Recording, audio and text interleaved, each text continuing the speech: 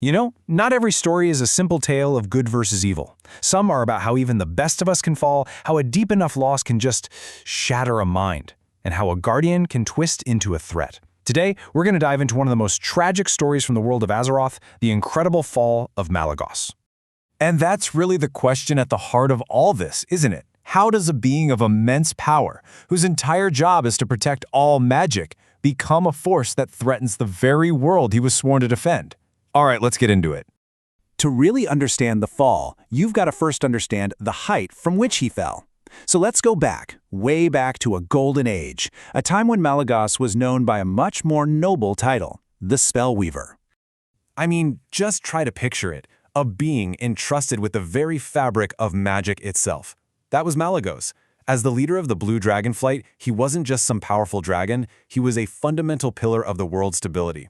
His whole purpose was to safeguard magic, to make sure it was used with wisdom and care. He was a protector, a leader, a symbol of order. The good guy. But like in all great tragedies, that golden age, well, it wasn't built to last. Every tragedy has a turning point, right? A single catastrophic moment where absolutely everything changes forever. For Malygos, that moment was an act of betrayal so profound, it's hard to even wrap your head around it. So the scene of the crime is the Well of Eternity, the literal heart of Azeroth's magic. And the architect of this whole disaster wasn't some ancient evil or a foreign enemy. No, it was Deathwing, a fellow aspect, a brother in arms. And as we all know, the deepest cuts always come from the ones we trust the most. Okay, so this is where the nightmare unfolds. Deathwing convinces everyone to pour their power into this artifact, the Dragon Soul, supposedly to defend the world. He sets a perfect trap, and Malygos, trusting his friend completely, leads his entire flight right into it. And then, Deathwing turns that weapon on them. In a single horrific flash of power, the Blue Dragon flight was practically wiped out. His family, his children, his entire reason for being, just gone. In an instant. You don't just walk away from something like that. An event of that magnitude doesn't just leave scars on the world, it shatters the soul. The Malygos who survived that attack was not the same one who flew into it, not even close. And this quote right here, it just says it all. Can you even imagine the psychological toll of that moment? The confident, wise Spellweaver was just gone, erased. What was left was a ghost, haunted by an impossible level of grief and a paranoia that ate away at everything he was. And this slide, man, it just lays it out so clearly. On the left, you see the Guardian, the leader, the protector. And on the right, you see the hollow shell that was left behind. He went from being a protector to a prisoner, trapped in his own mind, driven completely mad by a loss that is truly, truly unimaginable. So, for thousands of years, Malygos just vanishes, hides away from the world, completely lost in his shattered mind.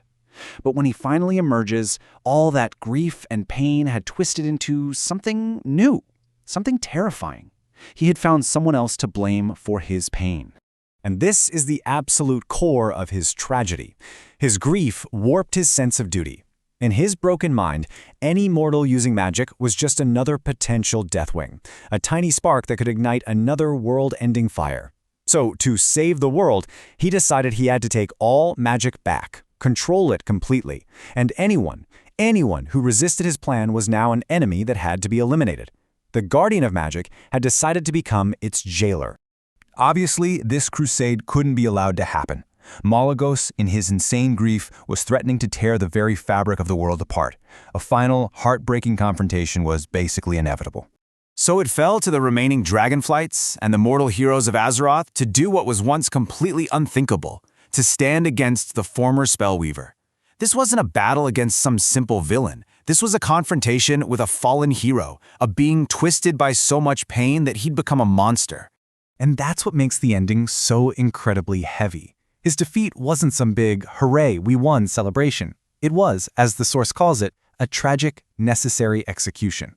It was an act of mercy, just as much as it was an act of war, a final, somber end to his destructive crusade, and, maybe, to the unbearable suffering he had lived with for thousands of years. Which brings us right back to where we started. But now the question feels a lot more complicated.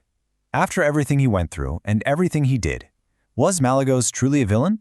Or was he the ultimate victim of a betrayal so deep it didn't just break his family, but broke his very mind?